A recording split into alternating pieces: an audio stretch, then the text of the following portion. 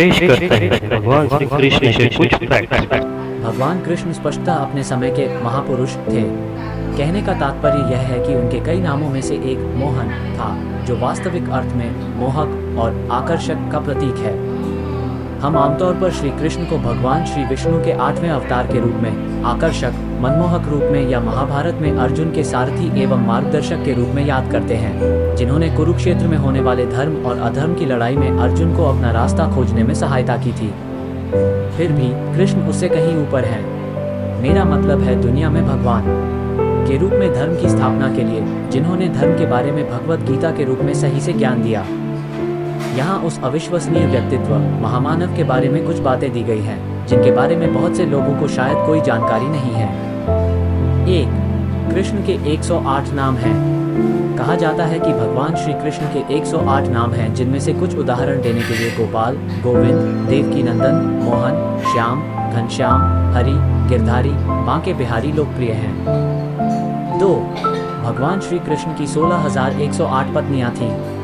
भगवान श्री कृष्ण की कुल मिलाकर 16,108 पत्नियां थीं, जिनमें से 8 उनकी प्रमुख पत्नियां थीं, जिन्हें अष्टभर्या के नाम से जाना जाता था, विशेष रूप से रुक्मिणी, सत्यभामा, जामवती, कालिंदी, मित्रविंदा, भद्रा।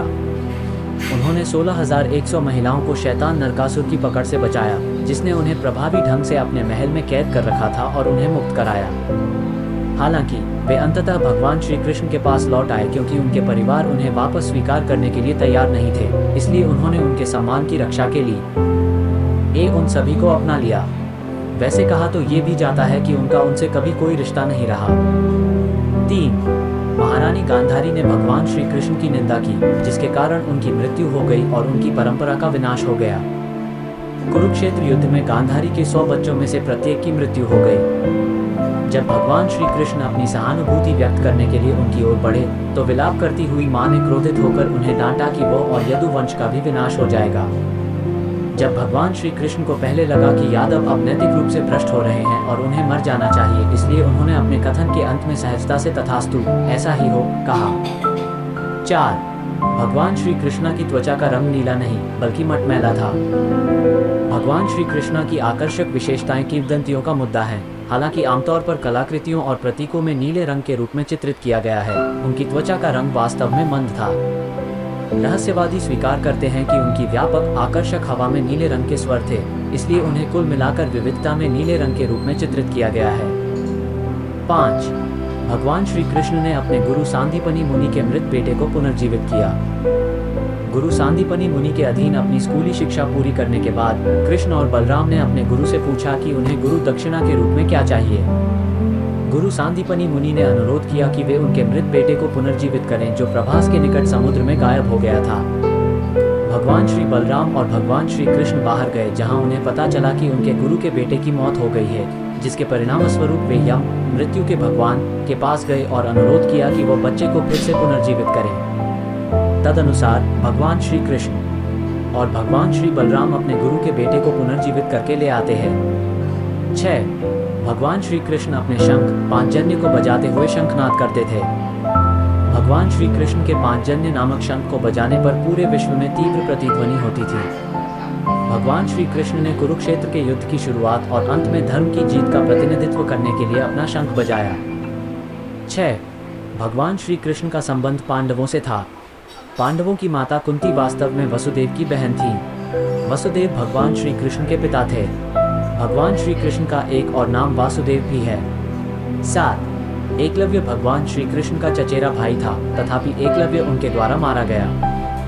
एकलव्य प्रतिभाशाली देवशगु का बेटा था, जो वसुदेव का भाई था। वसुदेव कृष्ण के पिता थे। जब द्रोणाचार्य ने एकलव्य का दाहिना अंगूठा काट दिया, तो भगवान कृष्ण ने उससे प्रतिशोध लेने के लिए उसे पुनर्जीवित होने के लिए आश्रय दिया।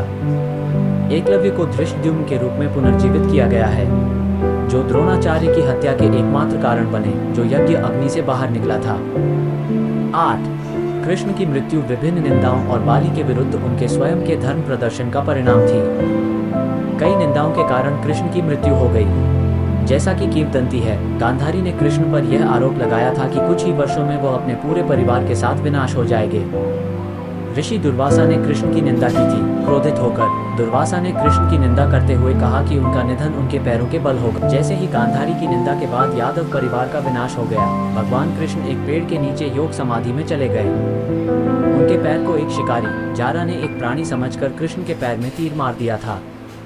अपनी गलती पाते हुए उन्होंने क्षमा मांगी, लेकिन कृष्ण ने खुलासा किया कि त्रेता युग में कृष्ण राम थे और उन्होंने बाली, सुग्रीव के भाई, को तीर से मार डाला था और अब अपने कर्म का परिणाम भुगत रहे हैं। बाली का जरा के रूप में पुनर्जन्म हुआ था और वो कृष्ण को मारने के लिए बाध्य था। आप बताएं, क्या आपको ये सब मालूम था और कोई विशेष बात आप जानते हो तो आप कमेंट बॉक्स में लिख सकते हैं। और आपके इस चैनल को लाइक और सब्सक्राइब जरूर कर लें, जिससे और भी वीडियो आप तक पहुंच सके। धन्यवाद।